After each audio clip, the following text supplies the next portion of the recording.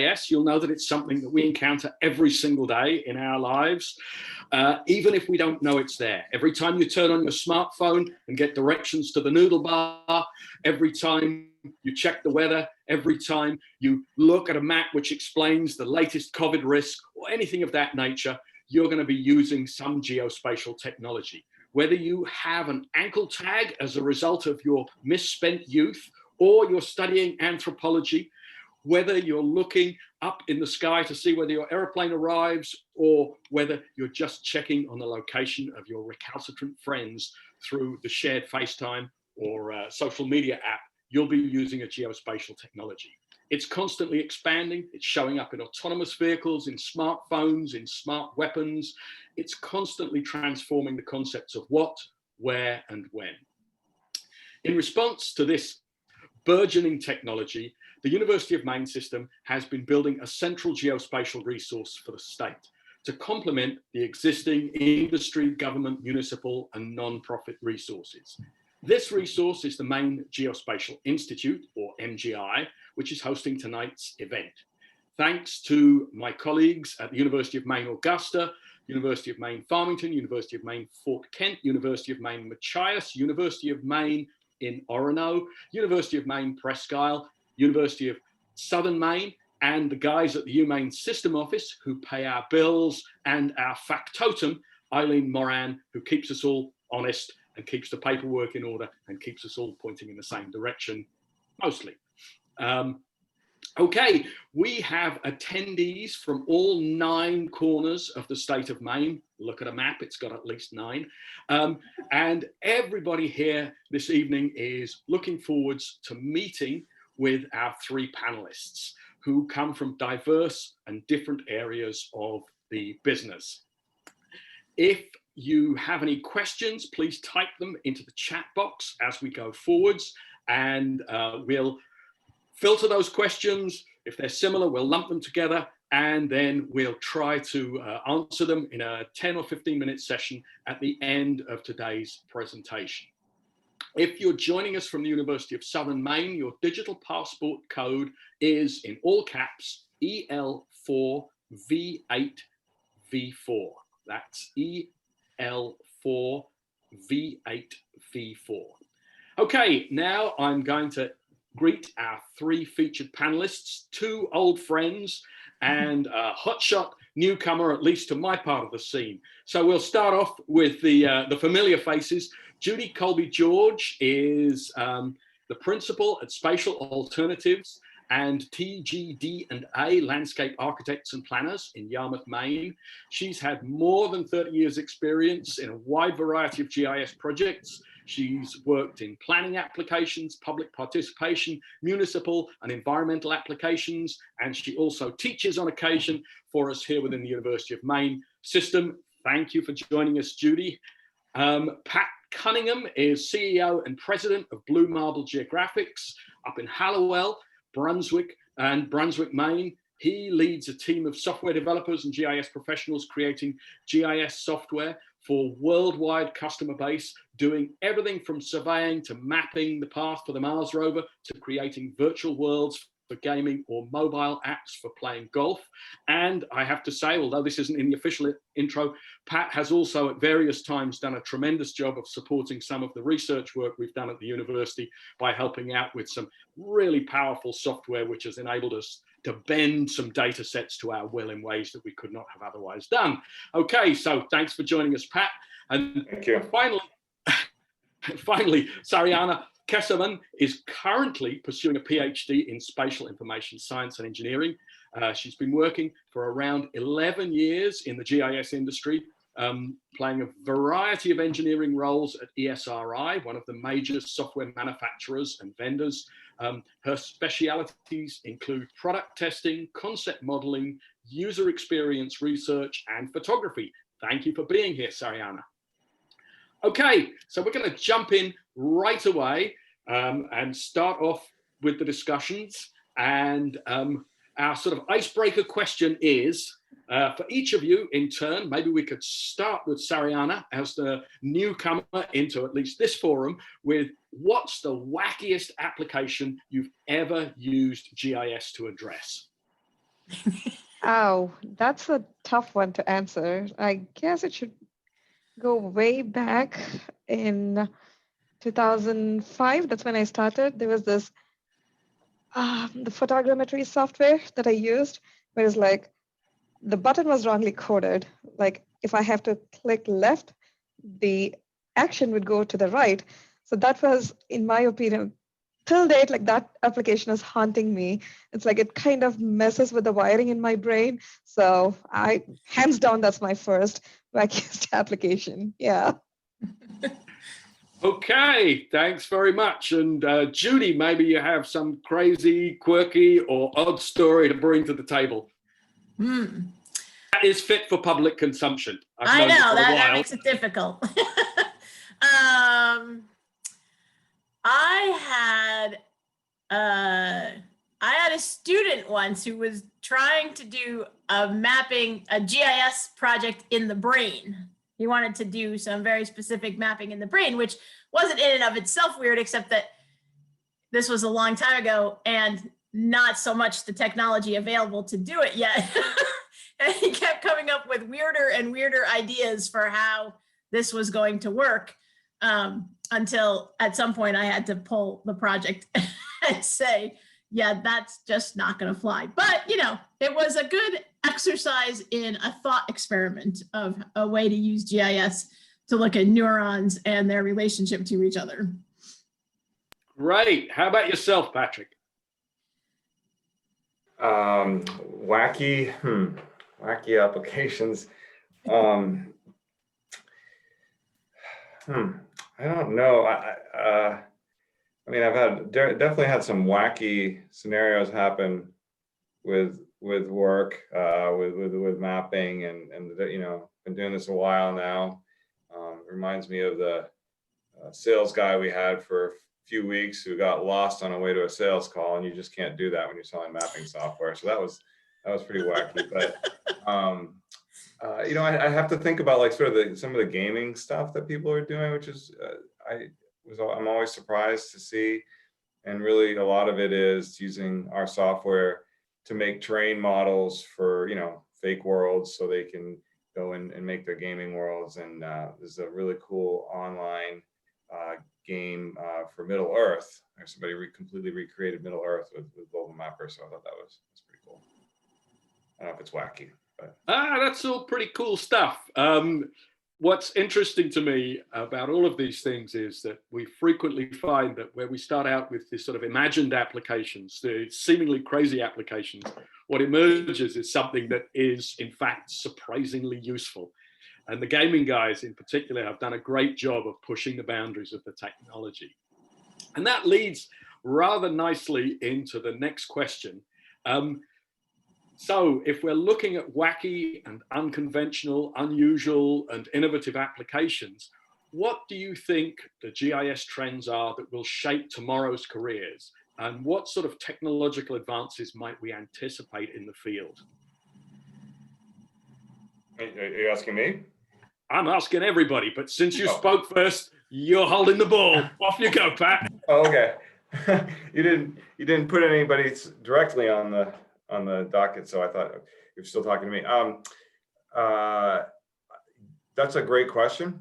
I will start with something that's kind of anti what you hear a lot of today, and I still think a liberal arts education is a really awesome thing for anybody to have, because you need to know how to write and how to create a logical and deductive argument, and we don't see a lot of that as much, you know, as we'd like to see for our employees. But in the way of technical skills, you know, you can never fall short if you're really comfortable with hardware and computers. You know, we just interviewed someone for a tech writer position, and I asked her what her machine setup was, and she was kind of taken aback, but she immediately was able to dive in, tell me her video card and her whole setup and everything. And then I knew that she actually liked technology and you know, was living it, right? For us as a software company, we're also always looking for programmers, not straight up GIS positions. We definitely hire those positions. You know, your GIS degree, your environmental science person, they can come and work for us. but we need people with strong math skills, with strong C++ programming skills. So you can never go wrong if you can write a little bit of code. That's fantastic. And my colleagues in the humanities, particularly in the English program, will be delighted to hear the fact that you are bigging up the writing skills.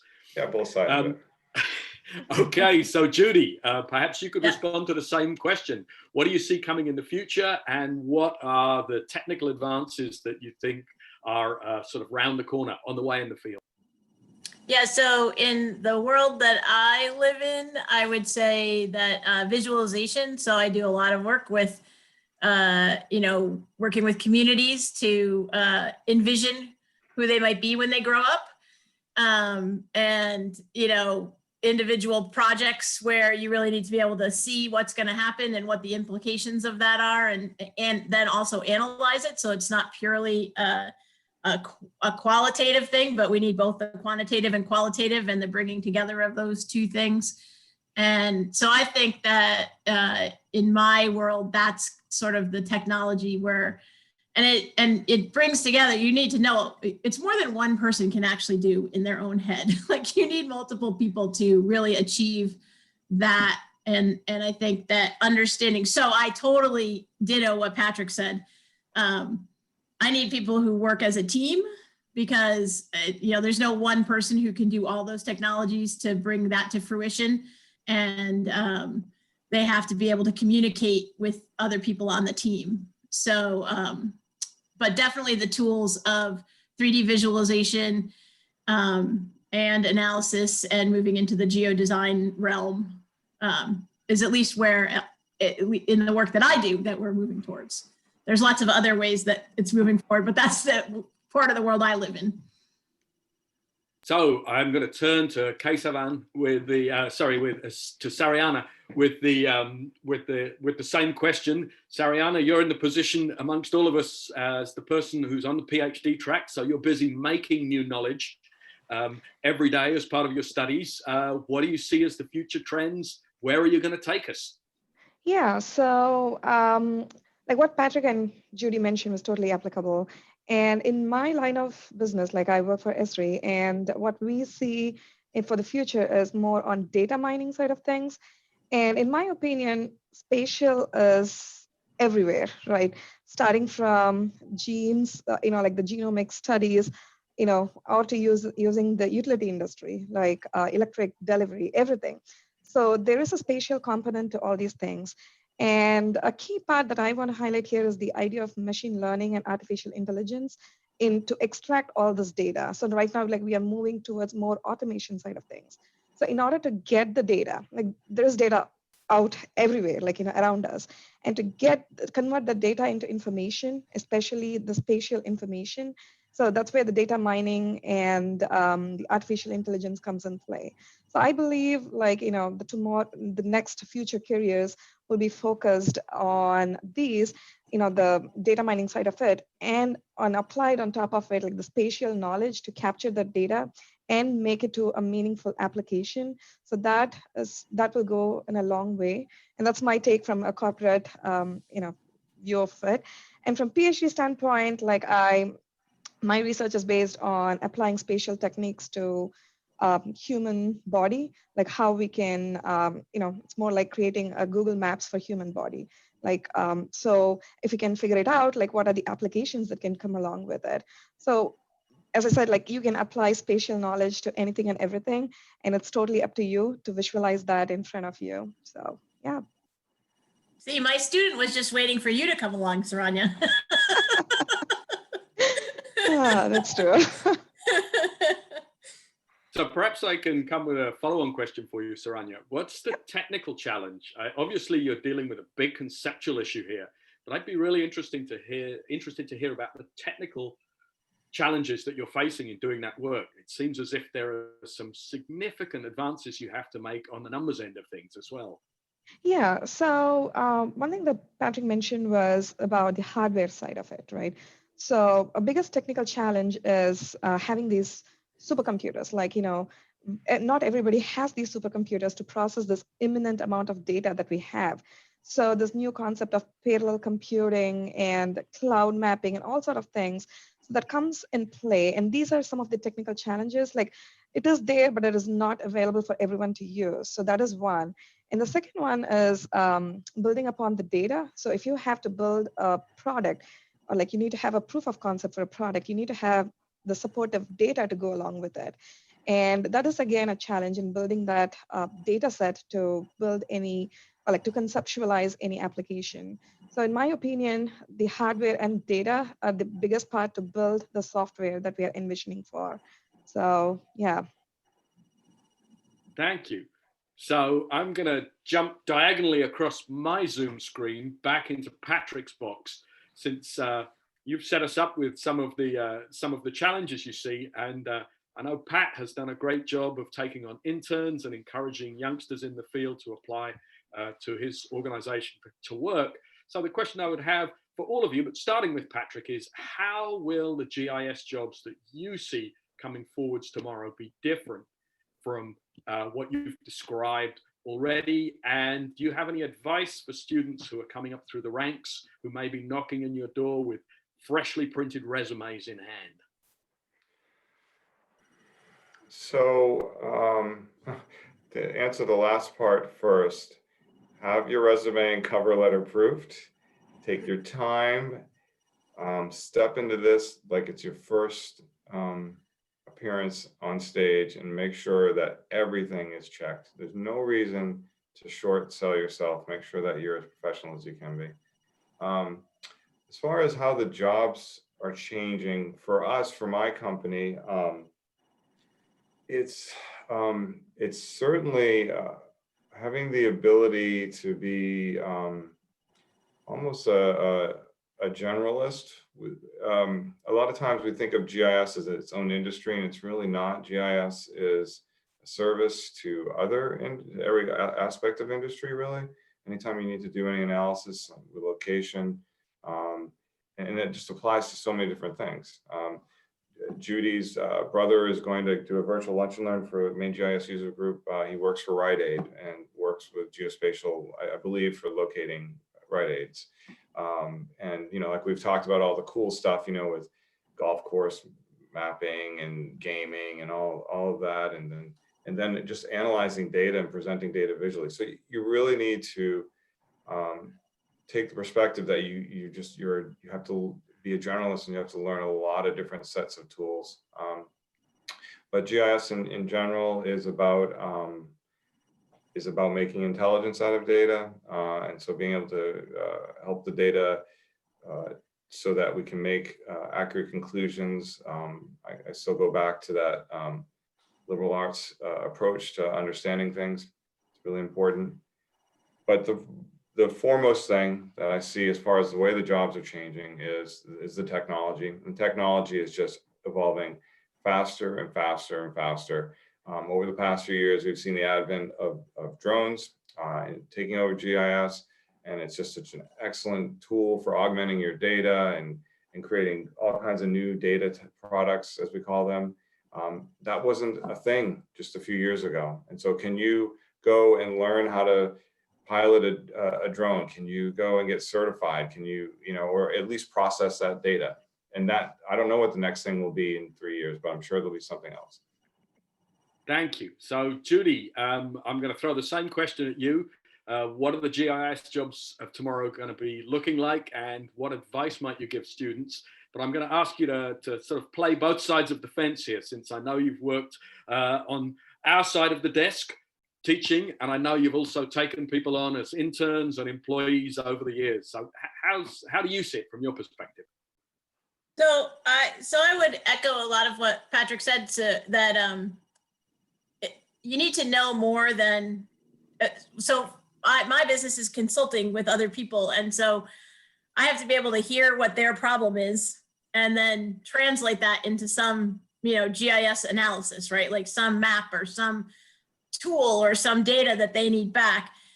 And I have to then communicate that visually back to the people that I get it from. And so if all you know is GIS, then you're probably gonna not have the ability to do that translation part, right? So I often need people who can do the communicating back and forth, who can understand both multiple different problems and and how the technology is useful, can serve those problems, not the other way around. So oftentimes, you know, because we all like GIS, you know, I love GIS too, but you know, so when I teach like a public participation GIS class, you know, I'm always telling people the GIS is not the main driver. Like the cool tool is not the main driver, right? You got to be able to, that's always in service to the problem. And so you have to be able to understand the problem in order to address it well and in a way that will suit a client.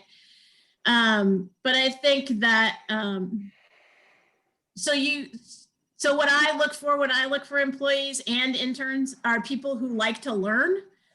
And it doesn't matter to me like what you like to learn, but the fact that you like to learn.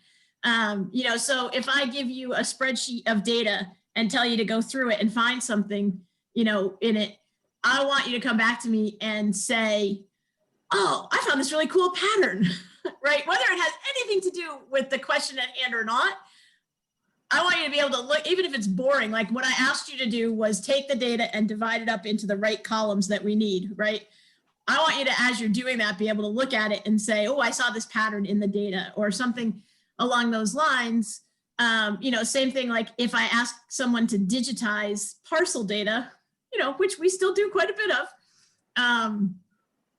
you know, that you're learning something about the way land is divided up and that you ask good questions about how that happens, so that tells me that you are somebody who wants to continue to learn. As Patrick said, I have no idea what's going to be around the corner and what new thing you're going to have to learn tomorrow.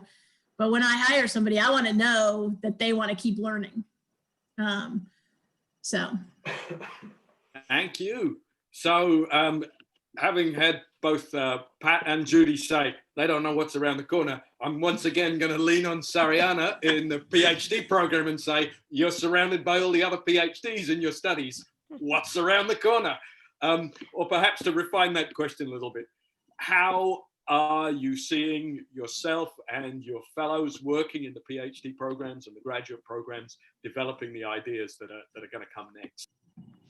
So, I mean, from the PhD perspective, like it's about like shaping your mind to, or like training your mind to understand your problem from a spatial perspective, right? So if you're thinking GIS as a simple GIS, like where you're applying it to, you know, like parcel mapping or digitizing the data, so that is one way of going. But then extracting the technology away from the concepts, like, so GIS is all about like, you know, the analysis and all the concepts behind those analysis.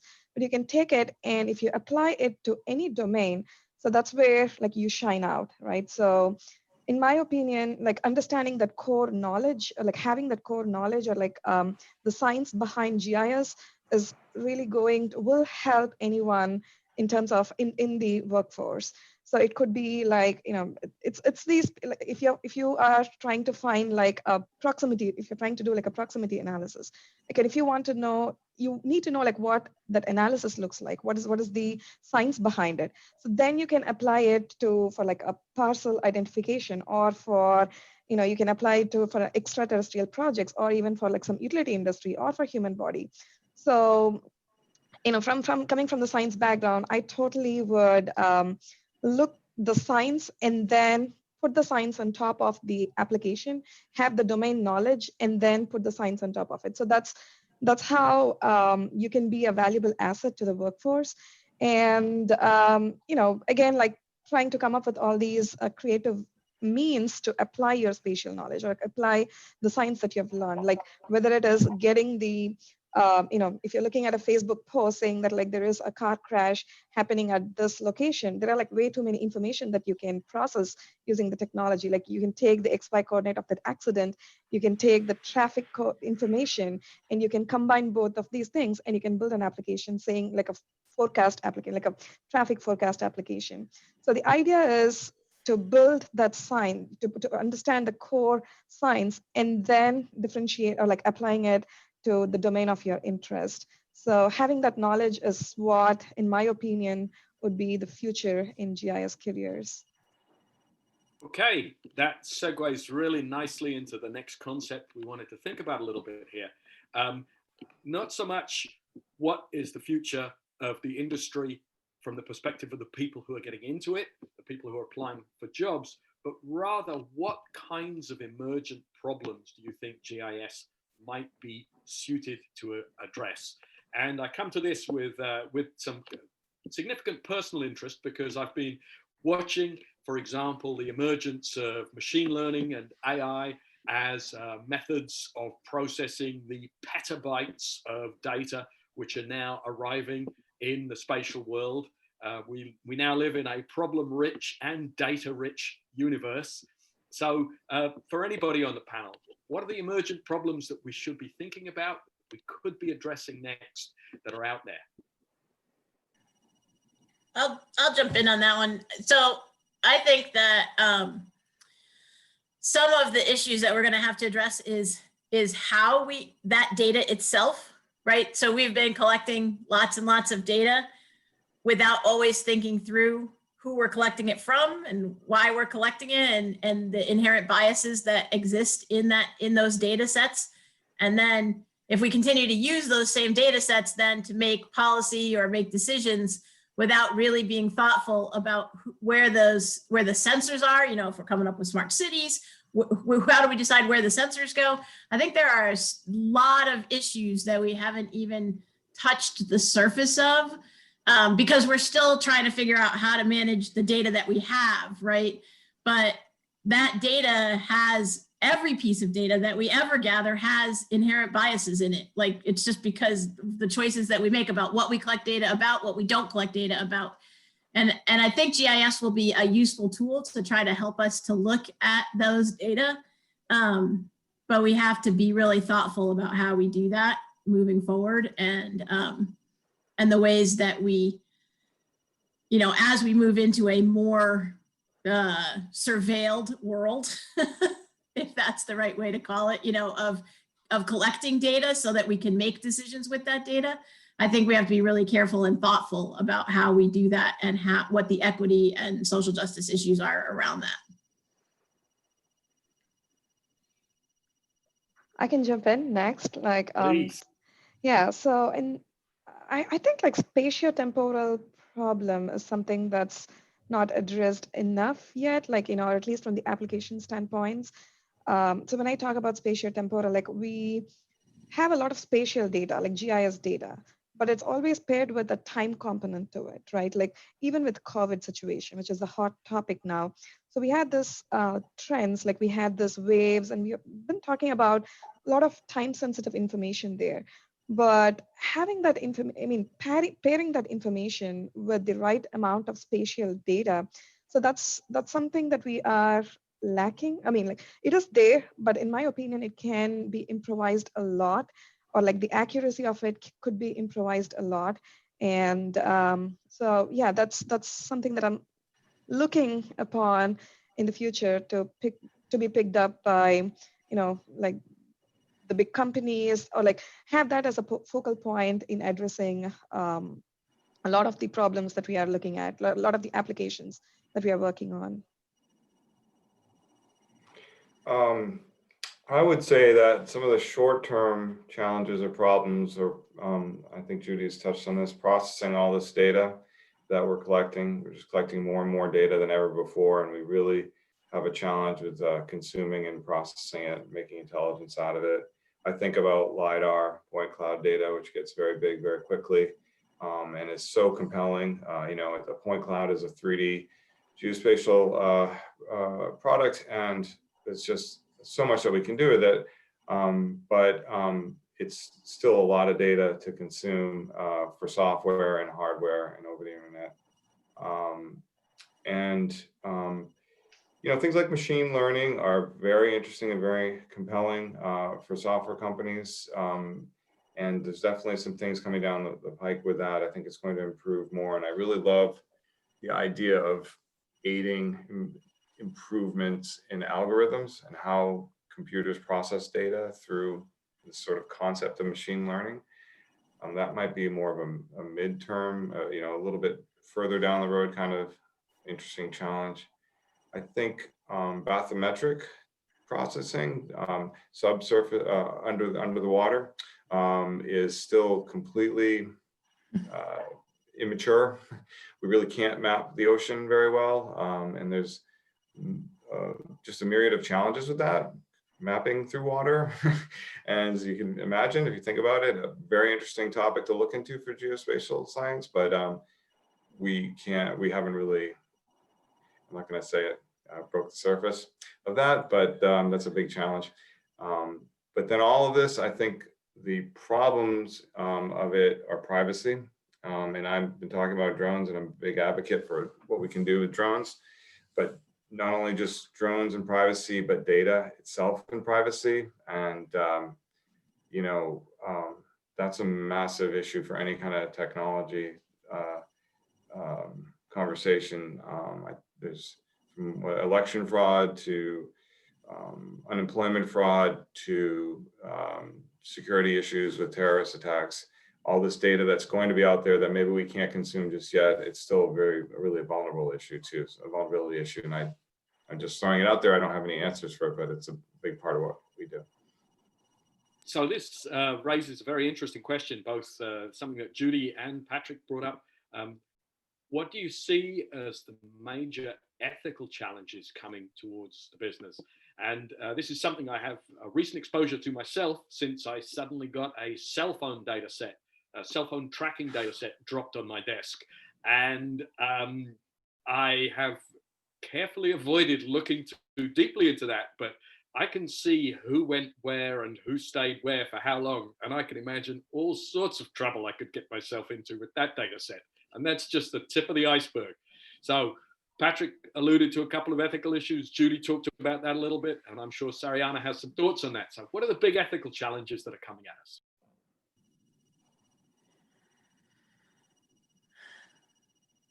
Anybody? I thought Sariana might hop in on that one.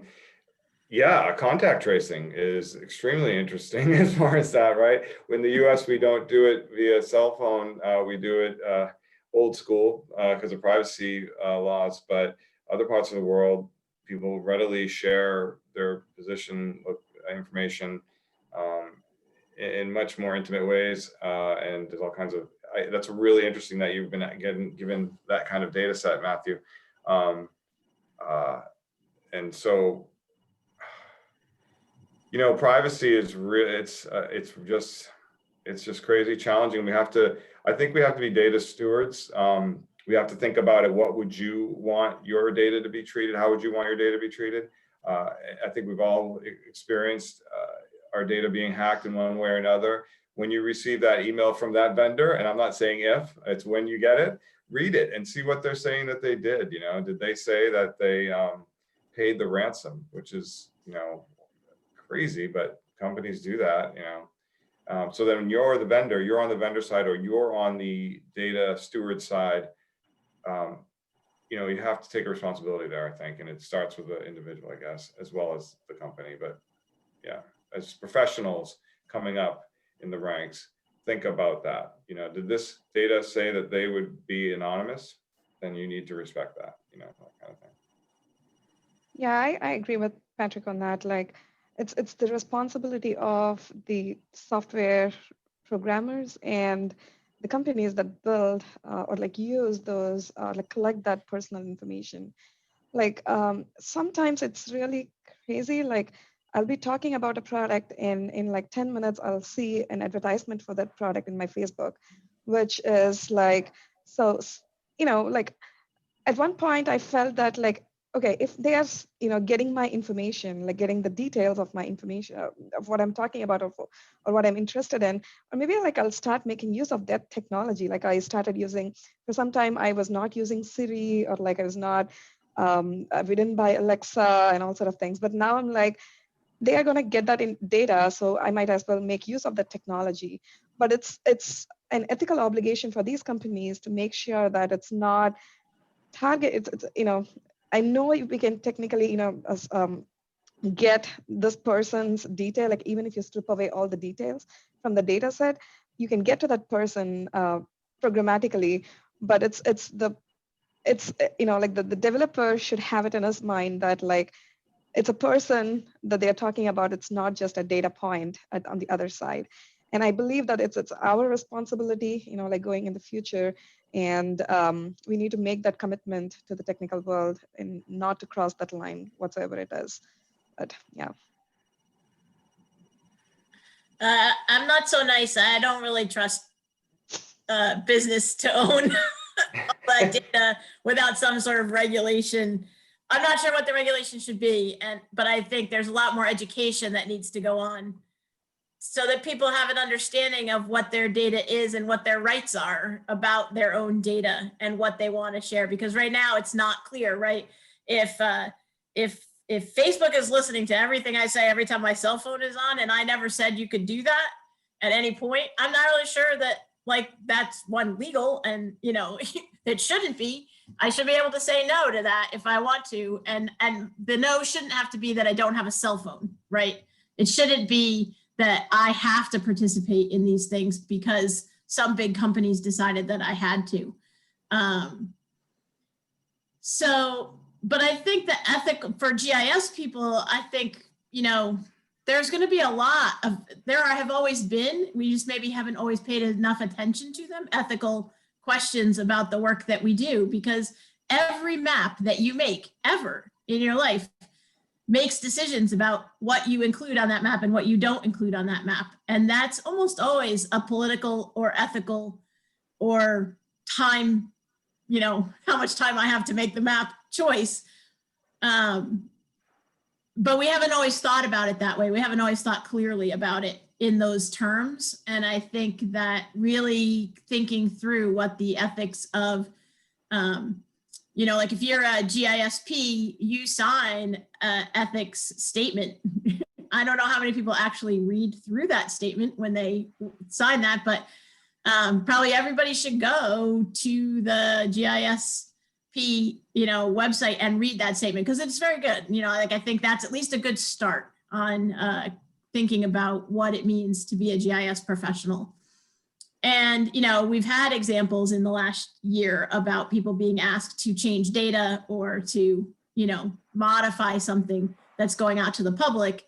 And that isn't the first time that's happened, of course. It's just that this year it became much more politicized. So, you know, I think everybody's been asked, like I've had maps where somebody has said, oh, can you take that off? I'm like, no, I can't take that off. It's part of the data, like, you know, or can you make that a color you can't see? No, I can't do that either. So I think there, you know, there are a lot of issues that GIS professionals specific to what GIS is have to think about in the way that we do our work. Well, that brings me to another question. You've talked about differential representation, Judy, in particular, though I think the other panelists touched on this as well. If we look at Google Earth, for example, we see the entire world completely represented.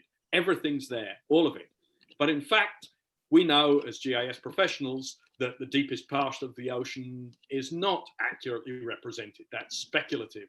We know that there are many parts of the world, many parts of our own country, even of our own state, where digital coverage is less, data coverage is less. If we look at the Indian subcontinent, a lot of people there have no access to these kinds of technologies and are not represented. If we look in the United States, poorer communities, communities of color, older people, rural communities, very young people, all sorts of folks don't show up in the digital record. So how, as geospatial professionals, do we think through those questions, the big gaps that exist in our representation, but that we gloss over with our interpolations, our extrapolations, and sometimes our just plain ignorance? Well, I think that sometimes, you know, so sometimes you have to use the best data that you have, right? You can't, no one's ever going to have perfect data. And I don't want us to stop thinking about how we use it. But I think part of it is to be clear and upfront about what those limitations of that data are. You know, how do we really define and say, this data is, you know, so-so, and it's more accurate in, urban places than it is in rural places, or it's more accurate in rural places than it is in urban places. I don't know which, can be either direction. But I think we have to understand the limitations of all the data that we use and find ways to express that to the people, who are the end users of that information. Because just putting it on the map and then pretending like it's all equally accurate is just not gonna fly. I do have a really good story about this, of this topic years ago. This is a long time ago. I was asked to make a map looking at the perennial education funding issue in Maine state government. And this coalition of towns from southern Maine were getting together because the towns from northern Maine had a map that they were using in the legislature, an old map. And they would put it up every time they were talking about the school funding formula. And it was showing the distribution of how funds, were sent out for education purposes. And apparently they would put this map up and then they would say, we know this map is totally wrong. It's outdated. The data is bad, and there's real issues with it. And then they would go on to present the way they wanted the formula to work for, that would work best for their interests. And then 2 seconds later, everybody was talking about the map, right? Everybody was looking at the map and pointing to the way the map showed the distribution of funds, even though they had started by saying, this map is totally wrong. So these southern Maine towns came to me and said, please make us a map that uses this data set and does it this way to support their argument. And it was basically a map of per capita taxation, what was the per town. And of course, the map showed a perfect ring of, the highest percentages of taxes per capita were starting at the coast and moving inward from, as you would expect it to look, except that there were a few towns that stood out, and those towns were Portland, Yarmouth, Wiscasset, and Brownfield, who all had one thing in common, and that was a huge commercial base, right? That was when Maine Yankee, that's how old this is, Maine Yankee was still running. Yarmouth had a power plant, and Brownfield, I believe, has one too. And so they didn't take out commercial taxes from this data set, right? So it was completely skewed because Portland was not paying the highest per capita tax rate at all, nor was Yarmouth or Wiscasset. They were actually paying a low tax rate for residential because they had a very high commercial tax base. But they wanted their map to stay that way because it proved their point, right? So here now we have these two maps that are both wrong, and all the discussion focused on the maps because we are visual people, right? And I think that, and when I pointed that out to them and I said, I don't really think that I think you need to take out the commercial side of things so that you're just looking at residential tax rates. That didn't go over very well. And then it became a question for me as to, well, was I going to keep working on that project or not? Maybe somebody else could jump in with another example. That's a fantastic illustration of the point I was trying to make. I'm wondering if there are a couple of other examples of misrepresentation or data gaps that maybe present huge challenges to us from Sariana. Yeah, so one challenge that I came across was, I work predominantly with the utility industry, like electric network mapping and water network mapping. So like a lot of the planning was going with like how many people are in a community and, what is the expectation, like, the usage, like are they using battery cars, like with all these things coming up, like the EV cars and all sort of things. So we were going, it's all based on the assumption, like we took all the tapestry data, like what is the income, like can this community afford buying new battery cars like Tesla or like, and what is going to be the electrical usage in that part of the neighborhood in the daytime versus during the nighttime. And when we did that analysis, like it was totally incorrect because we had the data and so that data did not accurately represent the interests of the people who would be buying it. So Maine came across as like, like the state there's no adoption of electric car usage in the state. But then, like, I was looking, I was talking with someone from CMP, and they were like, hey, we have these outages because of overconsumption of power in this neighborhood, and that's because of this car charging stations with COVID around, and people are there. So like you cannot imagine the type of problems that comes up, like because of this incorrect representation or like incorrect projection of data, especially because we don't have that information about it. And it is, since we are dealing with talking about accuracy and making our decisions based on the maps, it is really crucial to pay our attention to the data collection part of it as much as we pay attention to the analysis part of the GIS. So, and this again goes back to the previous question that you asked, Matt, like what is the future, like, the technological changes. Like data collection is really crucial if you need accuracy in the analysis of your data. So if you don't have the first one, the second one might be unusable. So Judy would know it, I know from the experience that you shared, like you can totally relate with that thing, right? Like it's not just the funding, it's also about all the utility industry as well, like water consumption, electric consumption. So you need that data. So it's up to us to pay attention on that side of things. Yeah, no, all this makes me think, I mean, Matthew, you're actually absolutely right. Access, the maps are made by the people in power and the people with money, and if you want some really good high resolution imagery, just go on Google Earth and look at North Korea. Everyone wants to know where all that infrastructure is each day, right? But other parts of the world, not so much. And that gets into a little bit of the history of mapping and cartography, and who wins the war gets to decide what the map's going to look like and what's going to be the country that's in the middle of the map. So that issue is, yes, absolutely still prevalent today, and a challenge for any GIS data analyst or collector. There are companies that say they have high resolution data, terrain models for all over the world. I would hate for someone to actually rely on the data that they have for maybe, I don't know, Mongolia or parts, they probably do not actually have really great data for all parts of the world, So yeah, you have to be careful and understand where the data is coming from. And it's an interesting point that you make. Okay, well, that's fantastic. Thank you very much. We have just a few minutes left here. So although I've got a lot more questions I'd like to ask you guys, I think it's probably a good idea if I turn it over to our audience right now. We've got a bunch of things showing up on the chat box. So I'm going to ask my colleague Matt Doobie to filter out and present some of the questions from the audience to you guys. And we'd be really interested to hear what you have to say about those things.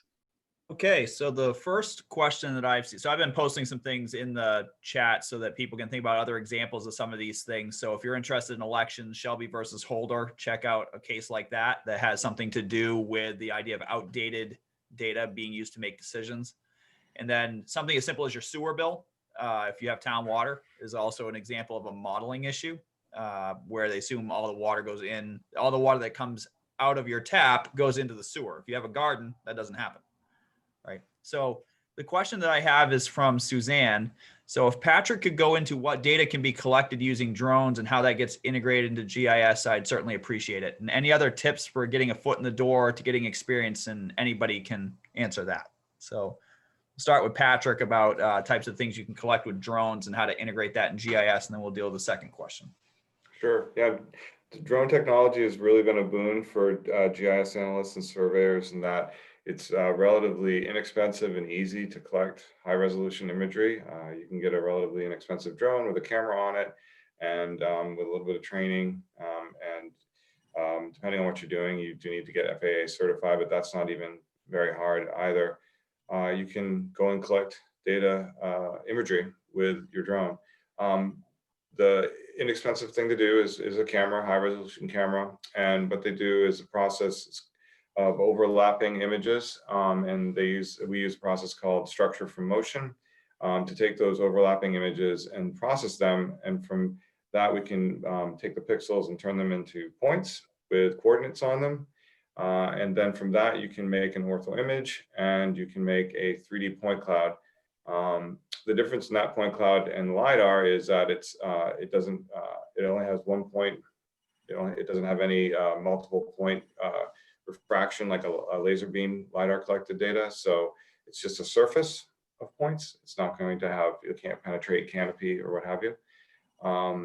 And so from that, you can bring that into a GIS and you can make a 3D terrain surface very easily. You have the imagery, and you can also then process the points and extract features from the points. So a lot of things that are done that way include things like buildings, road edges, vegetation, that type of stuff. I think that's the entire question on what people typically do with drones. You can put a LiDAR camera on a drone. That gets more expensive. Both the camera and the drone have to be better. So you can collect LiDAR data that way. But getting experience with that, I believe University of Maine at Augusta does offer a course to get FAA certified, and they train you on how to fly a drone as well. And if Okay, I could, and for everybody, the idea of getting your foot in the door to getting experience, because that's one of the obvious things that becomes an issue in the world for our students who are just progressing toward finishing degrees. It's because one of the things we always ask for is experience. Sariana, did you have a thought to add to that? I'll jump in on that, and then I gotta leave. So if you don't mind, because I have to go to a planning board meeting. Lucky you. They can't start because I'm the chair, so they gotta wait for me anyway. But so a couple things I would say is that so there's a thing called GIS Core, which allows you to do good projects around the world and get some experience. So if you need experience, that's a great place to try to get a little project experience in a variety of different ways. They do lots of different projects. I digitized big chunks of North Korea in a GIS Core project from old Soviet quad sheets. It was fascinating. And that was for the UN World Food Program. And then, so also any other kinds of, projects that you work on, like if you do a project in school, package it up. Like here was the problem, here was the analysis, here was the, the map, the visualization, the data, and package it up like it was like you were a consultant, right? So think about like what it would be to kind of think through something like that. And then, when you come to an employer, show them that body of work, because it doesn't matter. I don't care who you do the work for. The question is, how do you think about doing that kind of work? And same thing for nonprofits. There's lots of nonprofits out there who can use a little help here and there. So if you volunteer to do a project for them, I would not volunteer to do big projects. I'm really against people asking students to do things for free. I never have ever had an intern that I did not pay because I think it's unethical. So, small projects that you want to volunteer for because you're passionate about the thing, yes. Big projects that somebody wants to make you do because they think you're free labor because you're a student, I would not recommend it.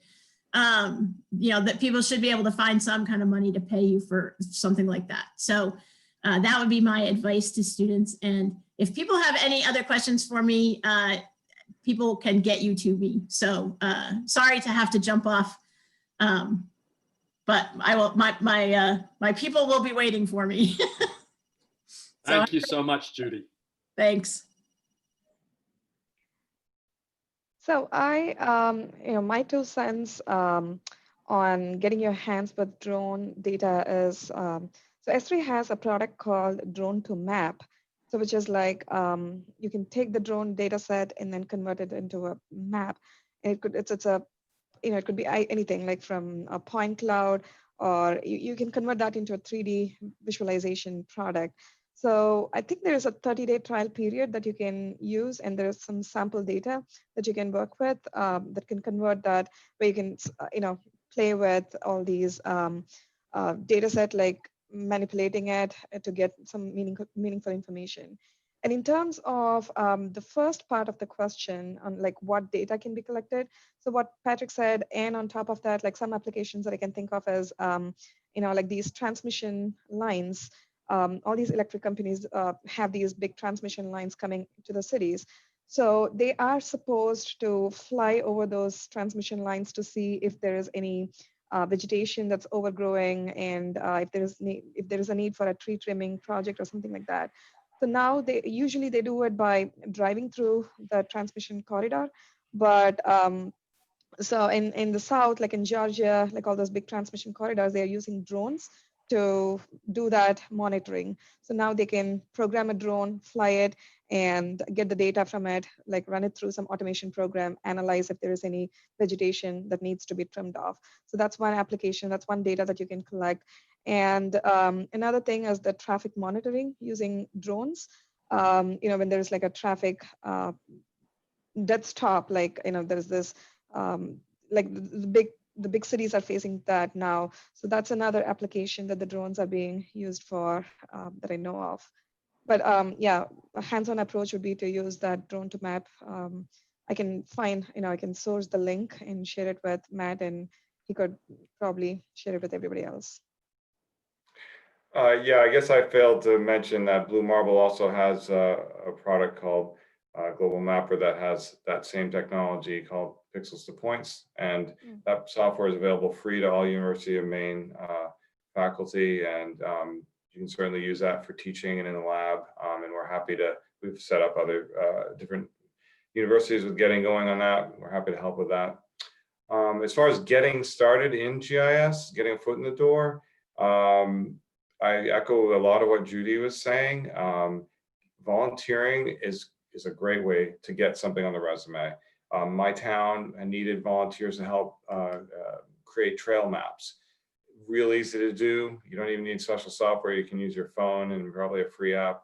And then if you present it as a project that you did and add it to the resume, it makes you stand out a little bit more than somebody graduating with no experience.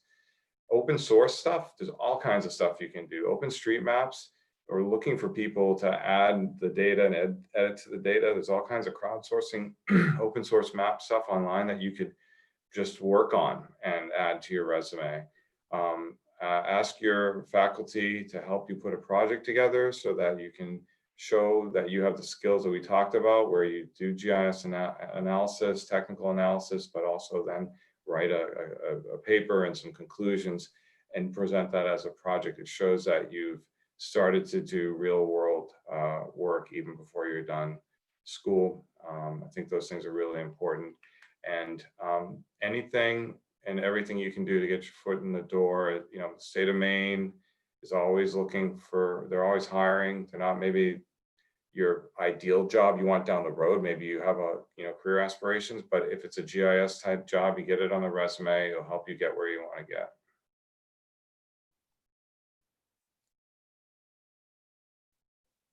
Can't hear you, Matthew. Yep, I think we can probably jump in with one very quick question. 6:59. I think I'm going to ask folks to send questions forward to us here at MGI, and then we can forward those along to you guys.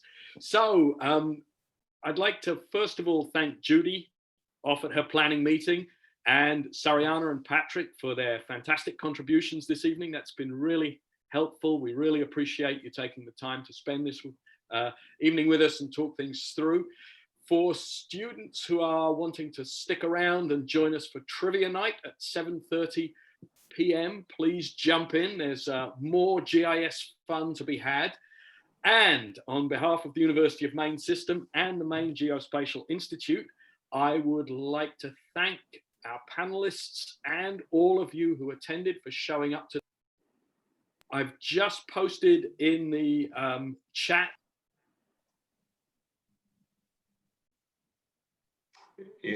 You muted again, Matt. I've just posted in the chat the URL for MGI. And with that, I'm going to say, I'm not wishing you happy GIS Day. When I'm elected to office, we're all going to be saying Merry GIS Day, no matter what. Thank you for joining us this evening, and we hope to see you all again soon. Thank you. Thank you.